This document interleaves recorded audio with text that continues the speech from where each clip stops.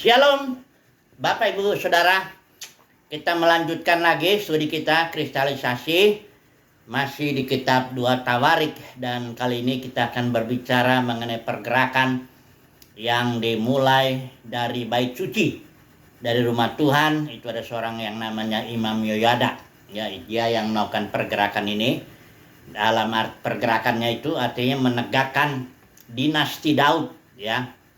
Karena waktu itu mari kita dulu lihat. Ya tentu nggak usah kita baca lah. Ada di 2 Tawarik 23, ya. Ada seorang raja di sini yang namanya Raja Yoas, ya. Jadi kira-kira ceritanya ini saya ringkaskan aja dulu. Ini ada seorang yang namanya Yosafat, raja yang baik. Dia punya anak namanya Joram yang meneruskan kerajaan dinasti Daud. Kemudian Joram ini sangat jahat karena dia bersekutu. Yosafat juga sudah bersekutu dengan keluarga Ahab, ya, jadi besannya. Kemudian Joram lebih lagi, bahkan dia itu istrinya itu ya anaknya Ahab, ya. Kemudian satu lagi, ini Joram itu ya, itu istrinya anak Ahab, ya. Kemudian ada di bawahnya itu Ahazia. Ya, Ahazia ini Raja Ahazia kita sudah bahas kemarin. Ini raja yang juga kalau kita lihat di sini ada Raja Ahazia juga ini raja yang jahat karena dia hidup menurut kelakuan keluarga Ahab, ya. Karena ibunya ini si Atalia, cucu Omri. Omri itu bapaknya Ahab. Jadi ini keluarga keturunan dinasti Daud sudah bergaul dengan raja-raja Israel, kerajaan utara yang jahat, ya. Dimulai dari Yosafat sebenarnya. Yosafat sih seorang yang baik, tapi sudah ditegur dia oleh pelihat Yehu, ya. Yosafat ditegur karena jadi berfellowship, berkoinonia dia dengan Ahab waktu itu memerangi Ramot Gilead, kan. Nah, jadi mulai dari Yosafat, terus Joram anaknya. Wah, ini jahat sekali kalau Joram, bahkan dia membunuh seluruh saudara-saudaranya. Akhirnya dia terkena penyakit yang luar biasa, usus itu sampai keluar ususnya selama 2 tahun itu. Dia mengalami penderitaan hebat dan mati dengan tidak dicintai orang. Ini anak Yosafat, si Joram ini. Kemudian Joram punya anak lagi. Nah, ini dia namanya Ahazia. Ahazia juga jahat juga karena itu sini ibunya itu Atalia, nama ibunya dia Atalia, cucu Omri, cucu daripada bapaknya Ahab. Ibunya si Ahazia. Kemudian Ahazia ini karena jahat dia mati, ya, ditentukan Tuhan dia mati kan sudah kita bahas itu. Ahazia itu karena dia bersekutu dengan keturunannya si keluarga Ahab, dan keluarga Ahab sudah diputuskan oleh penghakiman Tuhan bahwa dia akan dihapuskan dari muka bumi. Keluarga Ahab seluruh keturunannya. Tapi karena Ahazia raja Yehuda ini bergaul, ya, karena ibunya juga Atalia itu bapaknya Ahab. Akhirnya dia juga mati bersama, dibunuh oleh Yehu, ya, kita tahu ceritanya itu. Kemudian Atalia setelah dia lihat anaknya raja, berarti anaknya itu Raja Ahazia ini, orang raja Yehuda, si Atalia ini cucu Omri dari keluarga Ahab. Setelah dilihat anaknya begini, dia bunuh seluruhnya. Diperhatikan ini ya, saya baca ini ya. Ketika Atalia ibu Ahazia melihat bahwa anaknya sudah mati dibunuh sama Yehu, kan, maka bangkitlah ia membinasakan semua keturunan raja dari kaum Yehuda.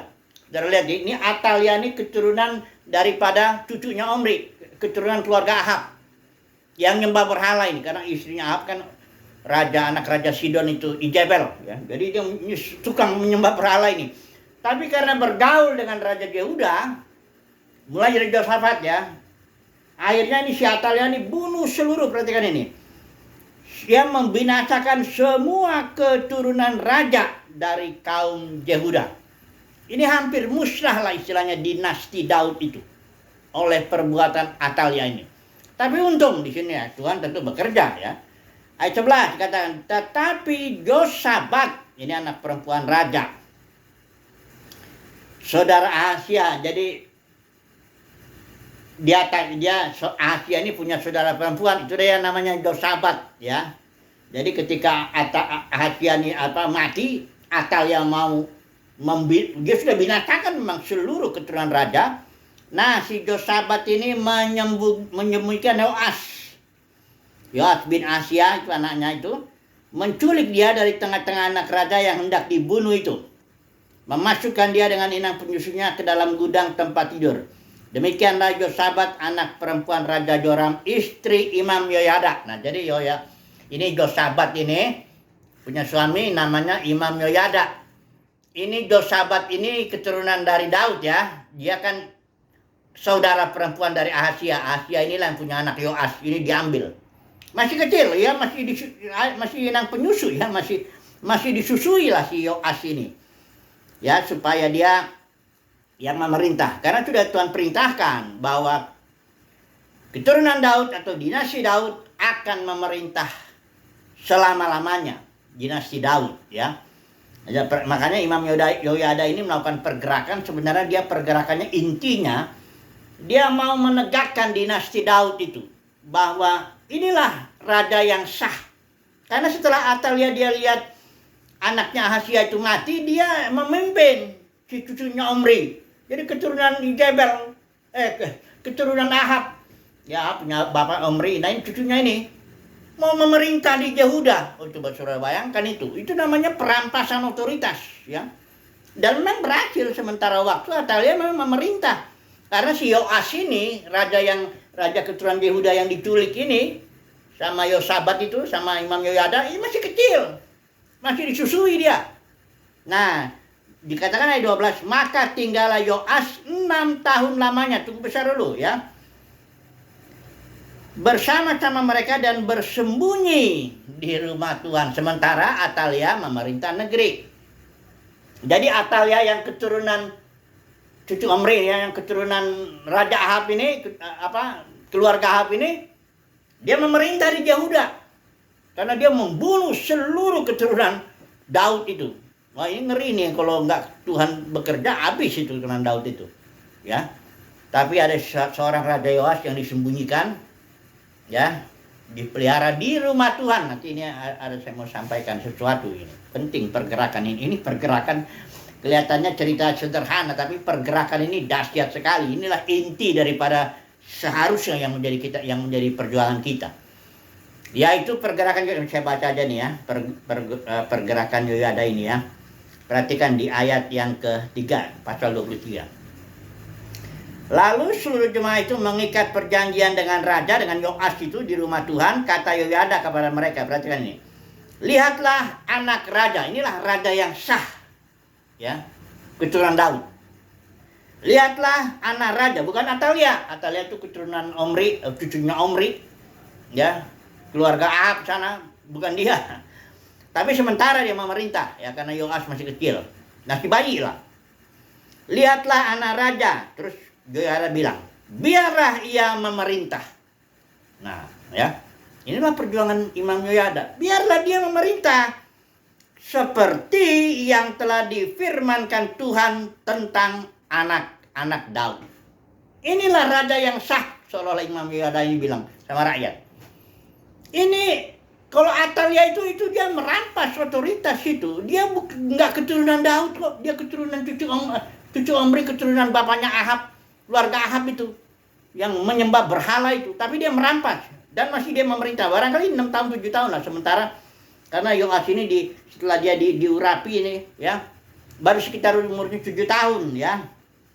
Coba dulu kita lihat ya, apa yang diperbuat Yoyada. Jadi nanti saya mau cerita apa yang diperbuat Yoyada, yaitu menegakkan kerajaan dinasti Daud. Itulah yang harus dilakukan oleh umat pilihan Tuhan untuk menegakkan kerajaan surga yang sebenarnya. Ya, nanti saya mau bicara the kingdom of God is within you, kerajaan surga dalam batin. Itu yang sebenarnya kerajaan surga. Kalau denominasi itu kerajaan juga, denominasi itu. Atalia itu banyak di situ. Ya, yang memerintah, yang bukan itu nggak sah itu. Ya, sudah tahu ya, gereja itu organisme, otoritas hayat, pecah menjadi ribuan denominasi, dipimpin oleh Atalia ini. Itu nggak sah otoritasnya. Nanti saya ulangi lagi ayat-ayatnya itu ya. Jadi Imam Yoyada itu yang di dalam konteks perjanjian baru, dia harus memperjuangkan kerajaan sorga, kerajaan yang sah. Yang sah itu di mana? Dalam batin. Ya, itu yang sahnya. Yang nggak sah itu yang di luar itu. Yang dilihat dengan mata itu kerajaan-kerajaan atau denominasi-denominasi itu tidak sah raja-rajanya. Atalia itu tidak sah. Kalau ada seorang pemimpin dia bilang saya ditetapkan di sini sebagai pemimpin, saya udah sering bilang itu seorang yang dikenal dalam dunia kekristenan lah, kaya 20.000 atau 30.000 jemaatnya yang ditarik pengikutnya, punya sekolah teologi, ketua sinode, ya. Saya nggak mau sebut namanya, tapi secara harusnya sih kalau saudara mengikuti itu harusnya sudah tahu siapa ini yang mengaku aku ditetapkan Tuhan di sini sebagai pemimpin. Nanti saya mau kasih tahu ayatnya. Itu nggak peduli siapapun dia itu, yang penting Alkitab bilang yang mana kerajaan yang sah itu, yang mana kerajaan yang merupakan dinasti Daud itu, kerajaan Mesias. The kingdom of God is within you, yang di dalam batin itu yang sah. Itulah yang harus kita ikuti. Kerajaan di dalam batin inilah yang harus kita ikuti, yang harus kita tegakkan dia. Sebentar dia akan dinyatakan di bumi ini. Nah, orang-orang yang nggak memperjuangkan kerajaan surga dalam batin, ya jelas nggak ikut nanti. Jangan bicara kedatangan Tuhan kedua kali ya. Kalau ternyata memperjuangkan kerajaan Atalia itu yang di luar itu, mau sebesar apapun nggak masalah itu.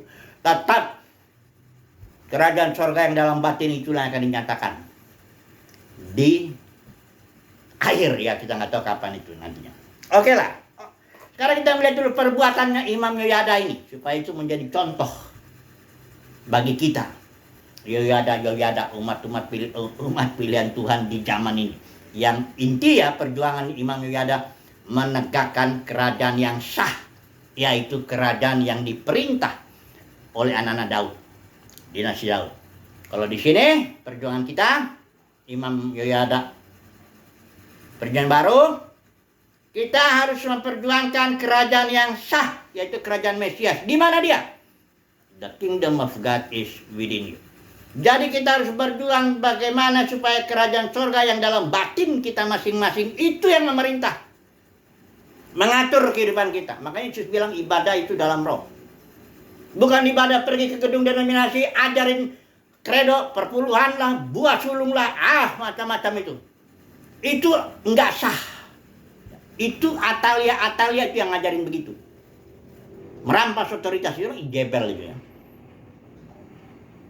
Ini serius ini saudara, karena ini bicara kingdom. Tuhan Yesus bilang, aku ditanya sama Pilatus, apa engkau raja?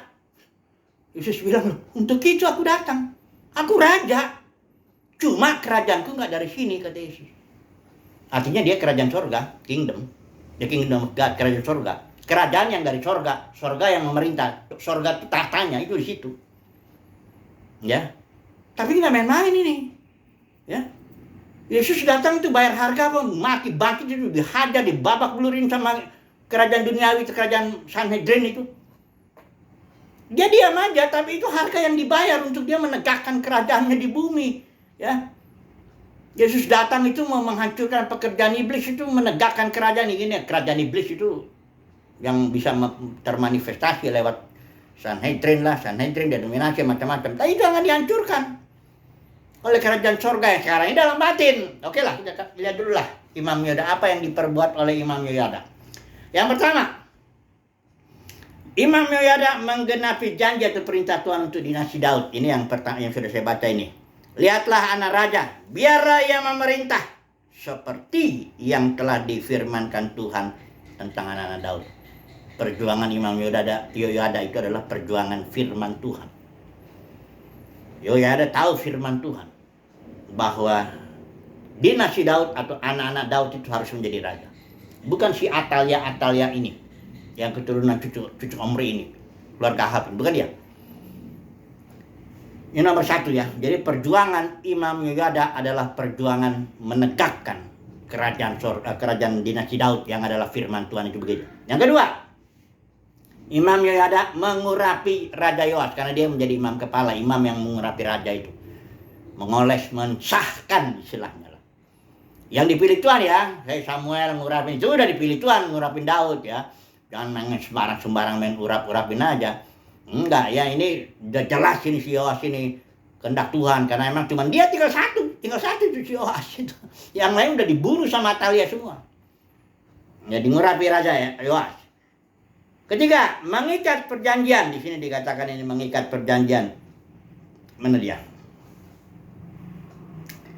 Mengikat, tadi udah kita baca itu ya. Iman mengikat perjanjian dengan seluruh rakyat. Oh, ini ayat 16 ya, pasal 23. Kemudian Yehoyada mengikat perjanjian antara dia, segenap rakyat, dan raja, bahwa mereka menjadi umat Tuhan. Perjanjian di zaman dulu itu nggak main-main. Kalau sekarang itu janji, ayo kita makan bakso nanti, wah itu janji-janji palsu kadang-kadang. Enggak, kalau mengikat perjanjian, oh itu sakral sekali ya. Tuhan pun mengikat perjanjian itu dengan Israel itu nggak main-main. Makanya orang bilang our God is the God of covenant.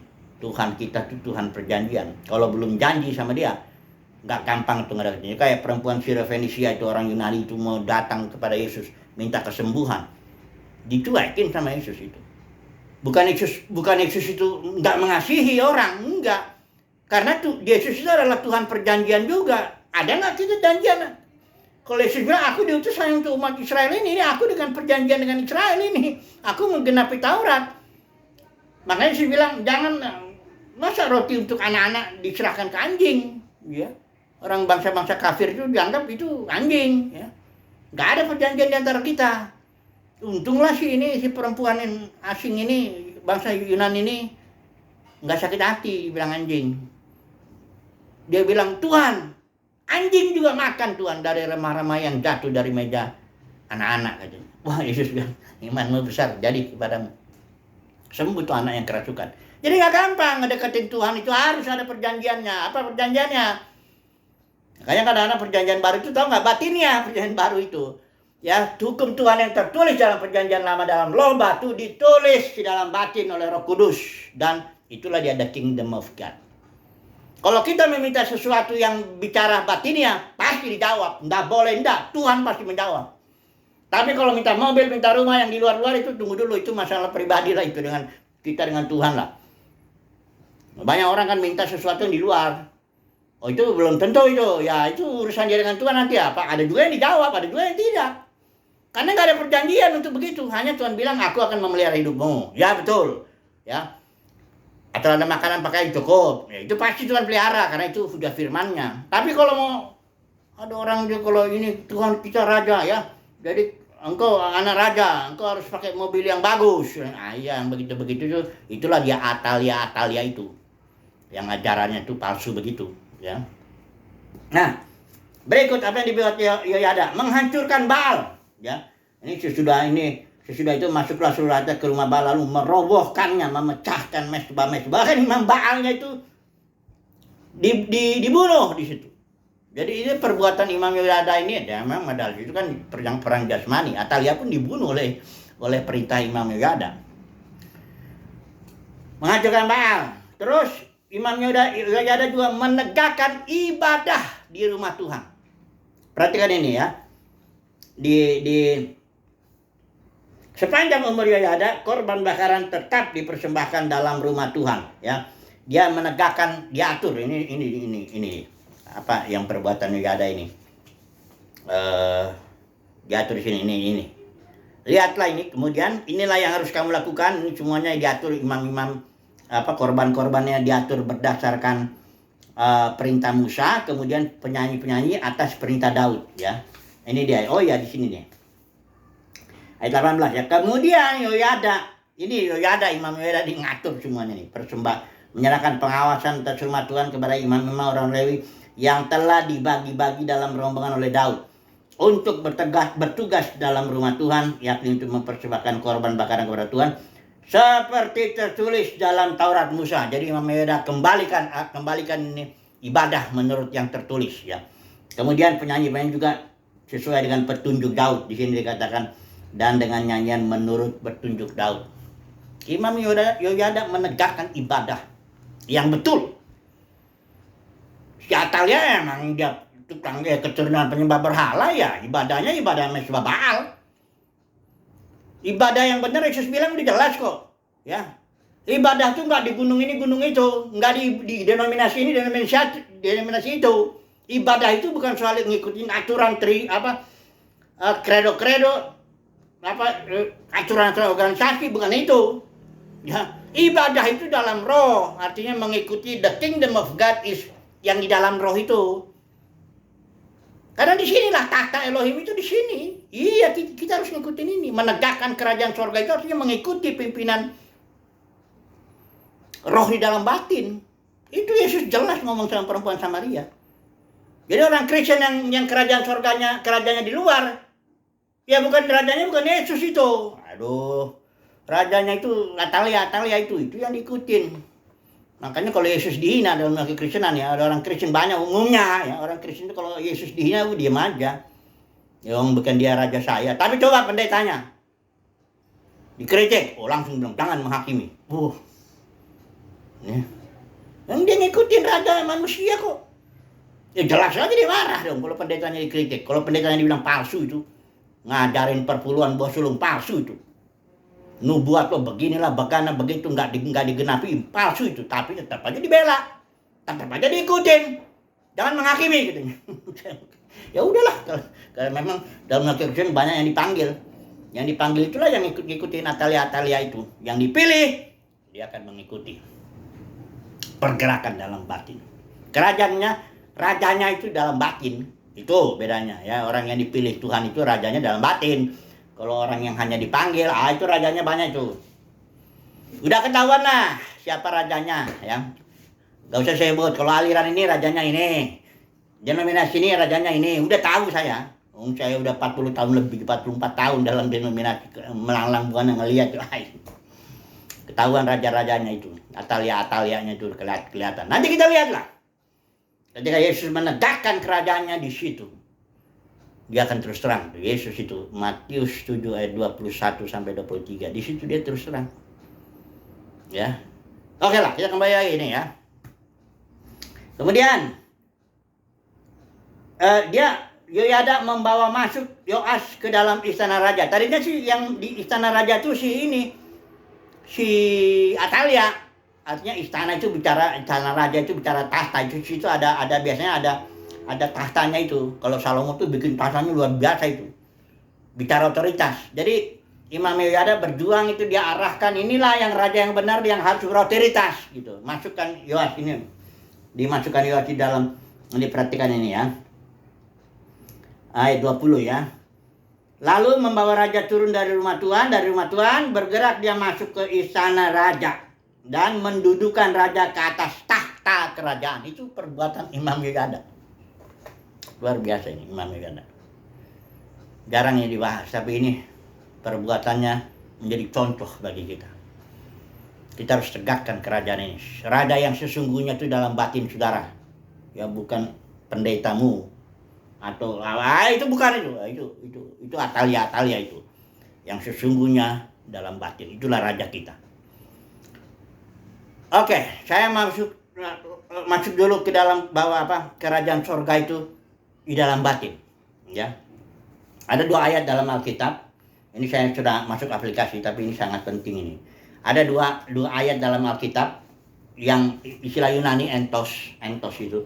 Ini tapi diterjemahkannya salah dalam perjanjian baru maupun yang ILT maupun yang LAI. Ini saya baca dulu ya.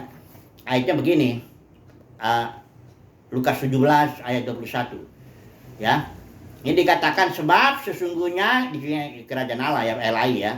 Kerajaan Allah ada di antara. Nah, terjemahannya di antara. Istilah ini dari istilah Yunani entos yang muncul hanya 2 kali dalam perjanjian baru. Entos diterjemahkan di antara ya. Kemudian dalam Matius 23 ini muncul lagi entos, hanya 2 ya. Lukas 17 yang diterjemahkan di antara, dan Matius 23 yang diterjemahkan di dalam. Nah, perhatikan ini. Matius 23 ayat yang ke 26 ya. Hai orang Farisi yang buta, bersihkanlah dahulu. Ini entos. Entos cawan. Diterjemahkannya benar, karena nggak mungkin di antara cawan diterjemahkan, pasti harus di dalam. Ya. Maka sebelah luarnya juga agak bersih. Perhatikan saudaraku. Tangkap dulu nih kali ini. Biasanya di ruang kuliah ini harus saya tekankan. Makna suatu istilah, misalnya entos, atau suatu kata lagi dia bilang entos itu istilah. Maknanya ini ditentukan oleh bagaimana kata ini digunakan di dalam suatu kalimat. Ya, kalau maknanya ini jangan dilihat di kamus-kamus. Kalau di kamus-kamus dia dikasih beberapa, itu hanya opsi, pilihan beberapa kata, beberapa makna. Tapi makna yang sebenarnya nanti ditentukan oleh bagaimana istilah itu masuk ke dalam kalimat. Nah, ini ada cuma dua masalahnya ini entos itu, ya. Nggak mungkin dua-duanya benar. Nah, nggak mungkin yang satu bilang di antara, yang satu bilang di dalam. Yang benar yang mana? Nah, maka kita harus kembali kepada prinsip emas, ya. Kalau saya bilangnya prinsip emas, menentukan makna suatu kata atau suatu istilah. Yaitu lihat konteksnya, ditaruh di dalam kalimat, bagaimana dia digunakan di situ. Kalau kita lihat di dalam Matius 23 jelas bahwa entos digunakan sedemikian sehingga orang nggak mungkin menerjemahkan di antara, nggak mungkin. Jadi Yesus bilang, bersihkanlah dulu entos cawan, maka sebelah luarnya bersih juga. Nggak mungkin diterjemahkan entos itu di antara. Bersihkanlah di antara cawan. Apa artinya? Penggunaan entos di dalam Matius 23 jelas harus diterjemahkan di dalam. Jadi entos itu artinya di dalam, bukan di antara. Ya dua kata masa bisa muncul beda itu, nggak mungkin. Jadi terjemahan Lukas 17 harusnya dikatakan di situ ya. Sebab sesungguhnya kerajaan Allah ini ada bukan di antara, di dalam kamu. Itu yang benar terjemahannya. Makanya itu kalau ini saya punya Alkitab apa nih? Yang literal, ini bagus sih terjemahannya, ini pas ini. Perhatikan ini. Ya, dan yang di Lukas 17 itu. The reign of God, ini dibilangnya the reign of God, pemerintahan Elohim atau the kingdom of God, sama itu, ya. The reign of God is within you. Memang benar, di dalam, inside. Di dalam kamu. Jadi kerajaan surga itu di dalam. Yang memerintah kita itu, yang harus kita perjuangkan itu di dalam. Bukan di luar sana, bukan denominasi, bukan aliran-aliran organisasi, bukan raja-raja dunia, raja-raja kerajaan dunia itu Atalia, bukan itu yang harus diperjuangkan. Saudara mau berikan itu uang ke sana. Kalau bisa berikan uang itu untuk batin, untuk perkembangan batin. Kalau perlu memang buku, perlu apa, itu untuk kebutuhan batiniah. Harus itu yang diperjuangkan. Segenap energi kita harus kita kerahkan kepada bagaimana batin kita semakin mengenal Tuhan. Batiniah perjuangannya, jangan lahiriah. Karena kerajaan surga di dalam batin. Itu satu. Yang kedua, kerajaan surga itu dalam batin, dialah yang harus memerintah, yang harus mengatur hidup kita. Ibadah itu harus diatur oleh dalam batin. Karena rajanya di sini. Kalau orang rajanya di luar sana, Atalia, emang dia diatur di sana. Kalau di sana bilang datang hari ini ya, datang. Kalau di sana bilang gini aturannya ya, ikutin. Kalau di sana ajarannya pun itu namanya. Ya memang rajanya di sana ya, saya mau ngomong apa kalau begitu. Tapi kalau ini saya ngomong untuk umat pilihan Tuhan. Rajamu itu dalam batin. Pengurapan dalam batin inilah yang akan mengajari kamu segala sesuatu. Surat Yohanes bilang. Lo gak perlu diajar sama yang di luar. Bukan berarti gak boleh belajar ya. Saya juga banyak baca buku itu. Cuma itu hanya sebagai peneguhan aja. Alkitab juga dipelajari dengan baik. Itu sebagai suatu peneguhan dalam batin. Supaya kita jangan nanti dengar-dengar, karena dalam batinnya ada suara-suara lain juga. Ada suara diri sendiri, ada bahkan suara iblis. Nah, itu harus kita makanya harus. Tapi tujuan kita mendengar suara dalam batin, bukan mendengar suara di sana, di mimbar. Bukan. Karena raja kita dalam batin. The kingdom of God is within you. Ini perkataan saya hanya berguna ya untuk orang umat pilihan Tuhan. Kalau orang yang dipanggil yang hanya dipanggil dalam kekristenan, dia nggak bisa menerima ini. Nanti dibilang dia juga dipimpin Tuhan kok, kan gitu kan? Dia kan luar biasa dipakai Tuhan. Pengikutnya banyak kok. kaya kok, sekolahnya juga hebat, sekolah teologi di mana? Yang saya pun bingung, yang hebat tuh sekolah teologi yang mana ya? segala pasti yang lahiriah tuh, karena kalau pendeta besar, raja besar dalam kekristenan udah pasti yang besarnya lahiriahnya, pengikutnya, hartanya, popularitasnya, apalagi sekolah teologinya. Enggak, itu bukan raja yang benar. Itu raja yang benar dalam batin, kerajaan Mesias. Saya tutup dulu sebentar ini. Kerajaan Mesias ini akan memperluas dirinya, dia tidak diam aja. Saudara jangan pikir kerajaan surga terus dalam batin, tidak termanifestasi di bumi. Enggak. Dia akan termanifestasi pada saatnya. Hanya dia manifestasinya nanti. Saudara perhatiin Kolose. Apabila Christ in you, Kristus dalam batin ya. Apabila Kristus yang adalah hayat kita, yang otoritas kita ini, yang ngatur kita, menyatakan diri kelak. Ingat, dia akan menyatakan diri, enggak diam terus dalam batin. Enggak, dia akan menyatakan diri, termanifestasi, kelihatan oleh seluruh makhluk. Disitulah kita yang telah merajakan Kristus dalam batin, yang telah merajakan, mengikuti pimpinan the kingdom of God is within dalam batin, kita akan ikut situ. Ya, kedatangan Tuhan kedua itu tuh, yang kedua. Bukan dia kita diangkat ke surga sana. Ngapain? Di bumi ini. Ini bumi ini harus kita menangkan. Orang itu tugas dari Bapa di surga. Taklukkanlah itu, kuasa itu. Ya, bumi, bukan surga. Emang surga udah dalam batin. Kalau sekarang kan kalau sekarang belum masuk surga, jangan harap mati masuk surga. Kerajaan surga di dalam, makanya banyak ini diajar-ajar sama Atalia ini nggak ngerti dia kerajaan surga. Dia pikir kerajaan surga itu di sana, di satu wilayah geografis tertentu, nun jauh di sana katanya. Mas, jalannya dari Mas itu ada rumah-rumahnya juga di situ, rumah Bapak dipikir di situ. Ada rumah Bapak itu kan kita. Udah gitu di sana nyanyi-nyanyi selama-lamanya. Ngawurnya. Mana Atalianya nggak ngerti kok. Memang dia bukan Atalia ini nggak ngerti tentang surga, tapi dia ngomong tentang surga.